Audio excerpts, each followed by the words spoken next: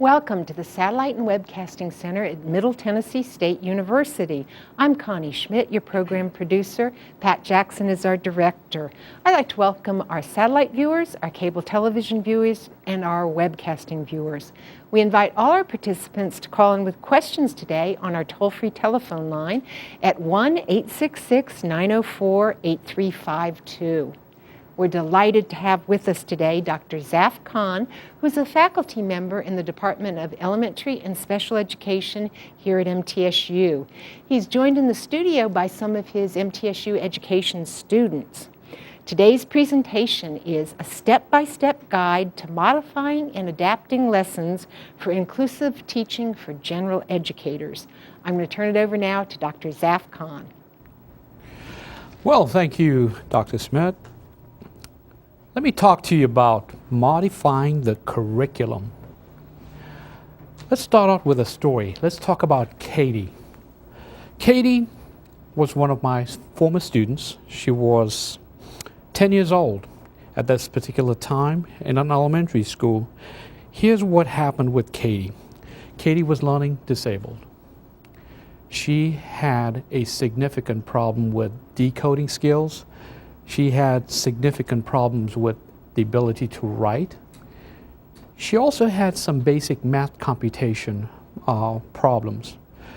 But Katie had one desire, the desire not to be in the resource room, because she felt she deserved to be with her peers. Today's presentation is a story about Katie and Katie's across Tennessee, across the world. And today I'm going to teach you a step-by-step approach on how we could help students such as Katie. To start out with, I'm going to talk about a teacher that I got to know very fondly. She's out there today. Her name is Lisa. And she was Katie's regular education classroom teacher. Let me tell you a little bit of Lisa. Lisa is one who's an out-of-the-box thinker. Lisa always had high expectations. Lisa also did something no other teacher did. Lisa did not accept, and I put in quotes, these are her words, bad work. She sent it back. She had high standards for all of her students. So this story you're going to hear today has been tested, has been tried, and I'm going to teach you step by step how I took on the task of facilitating the inclusive education of my student, Katie. Okay? Before I go on, I'm going to talk to you about the law. So we're going to set a premise. Why do we have to do this? Well, let's take a look. In your classroom, we have all types of students. And in here, somewhere in here, you're going to find Katie. Katie would fall under the category the special needs. You also have students who are gifted. You also have students who are impaired. So I say to you, welcome teacher, welcome to the world of labels. Please take your label. Now let's take a look at the law.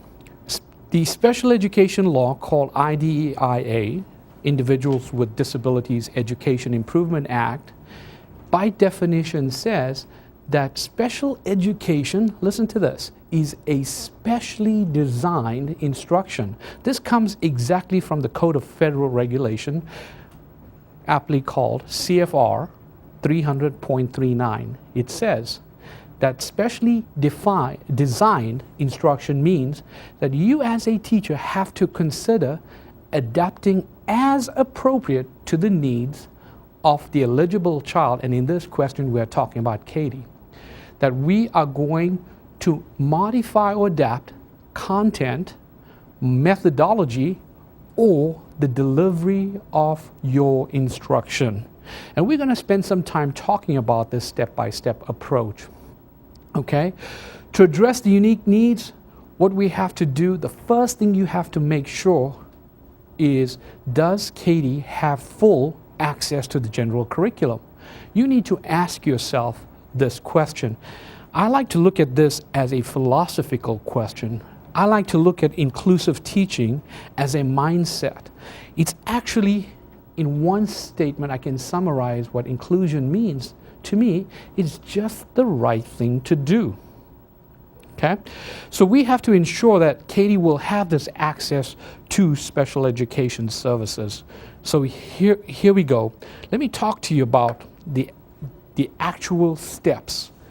We're going to go step by step. So this is the time you might want to take out a pen, and this stuff is not on your PowerPoint slides, and I'm going to break this down into specific steps.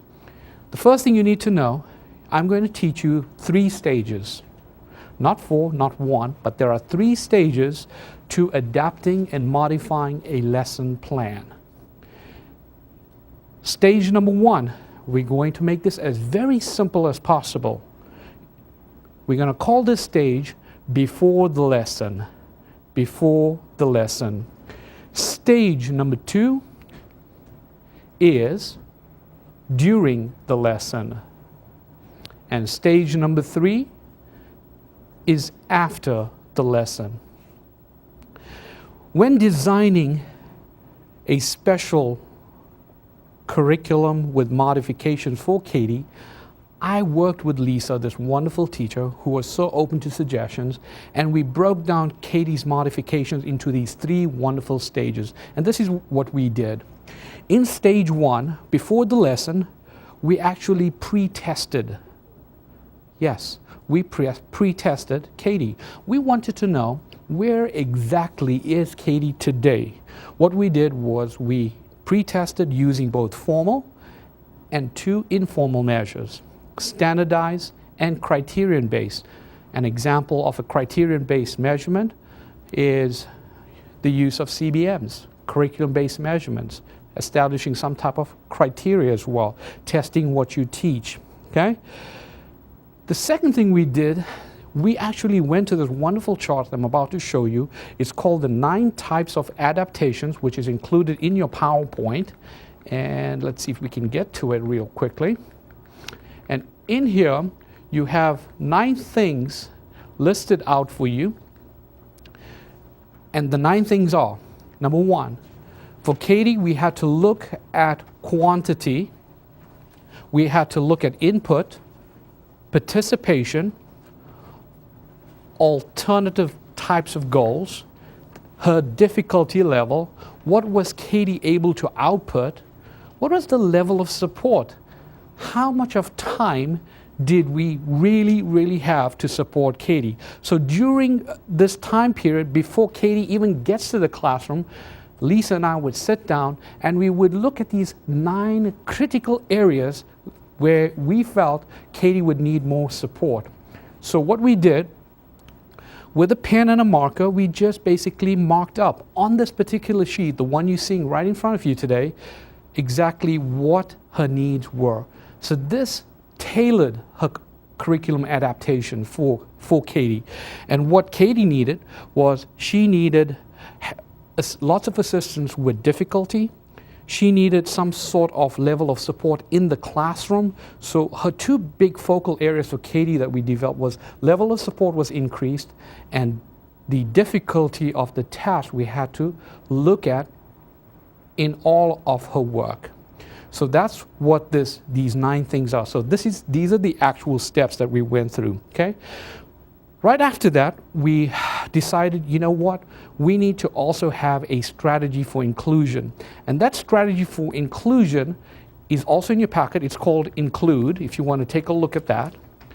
The first word, include, says, it starts with the letter I. So I asked Lisa, I said, Lisa, this is a strategy we're going to be using for Katie. The first thing we're going to do is identify your environment in the classroom. How conducive is this environment to meet her needs?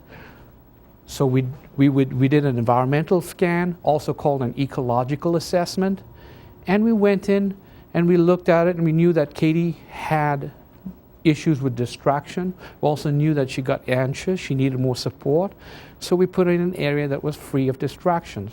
Number 2 I talked to Lisa about was note Katie's learning strengths and needs.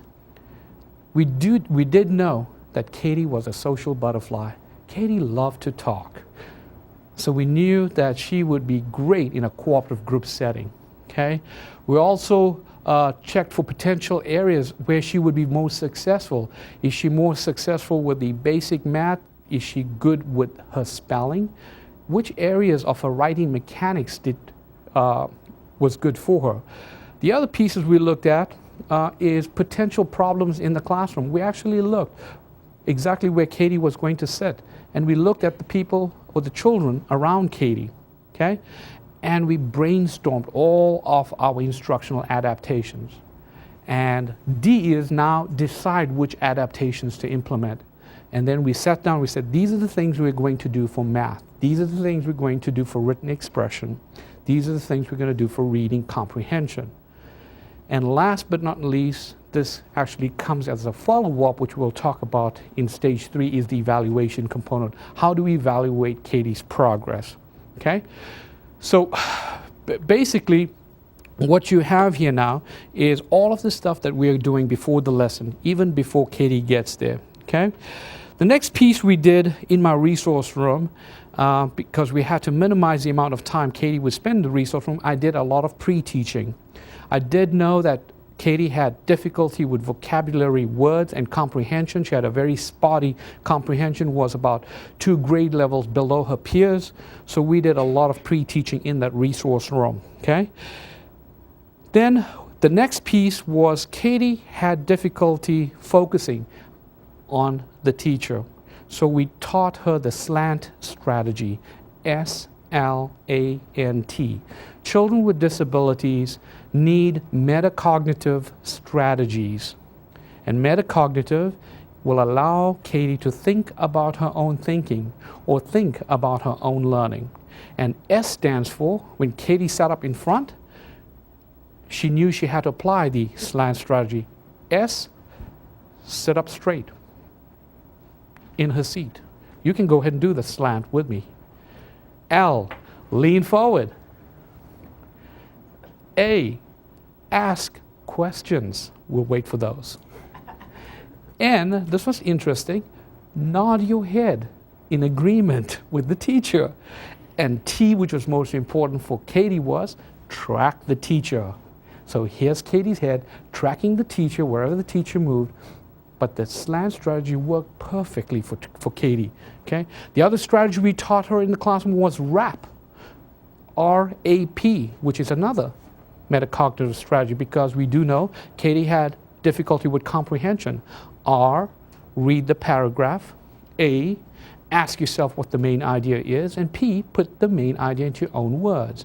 So what we're doing right now in our adaptations is that we are still at stage 1. We've not even got into the classroom yet. We're doing all of our prep work because our great intention is what? To have Katie be successful in that classroom. In addition, here are some nice things we did. We provided outlines of the lecture notes, what Lisa was going to talk about. We also provided guided notes, and what we did was we did sort of a fill in the blank with all of the words, and then all Katie had to do was put in one word, and that made life very, very, very easy for her.